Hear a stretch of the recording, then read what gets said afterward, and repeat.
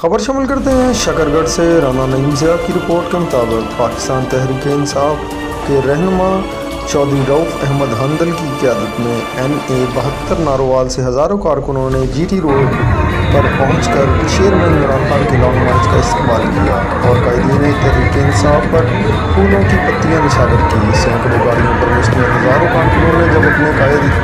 عمران خان کی ایک جھلک دیکھی تو تمام کارکنان خوشی سے جھوم اٹھے۔ چیئرمین عمران خان نے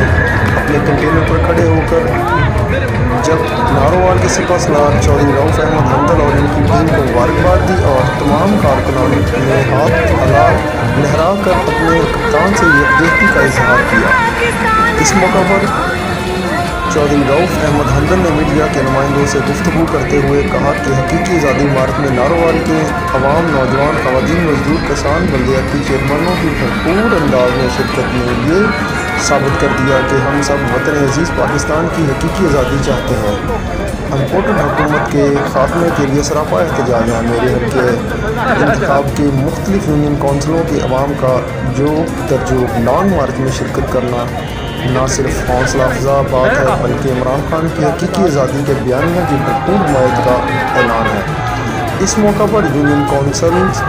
کے چیئرمین اکبر خان شیروانی، چیئرمین حافظ امتنان گوہر، چیئرمین رانا حفیظ احمد خان، چیئرمین نوید احمد خان،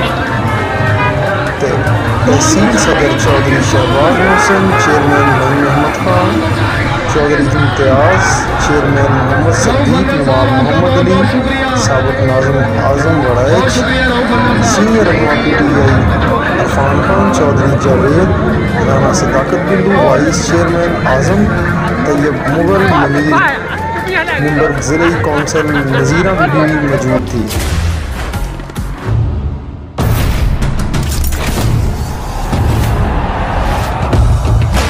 سکے نہ جو بنے وہ طوفان، آجا بنے وہ طوفان، آجا چلے ایسا سفر کہ دے منزل بھی سلام، خواب دیکھے جو وہ پورے کرنے کو گئی نیندے کی حرام،